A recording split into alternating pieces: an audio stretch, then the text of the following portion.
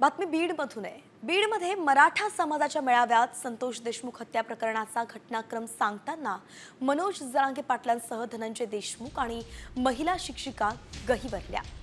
या दरम्यान मनोज जरांगेंची प्रकृतीही खालावली, त्यांना उपचारासाठी खासगी रुग्णालयात दाखल करण्यात आलं।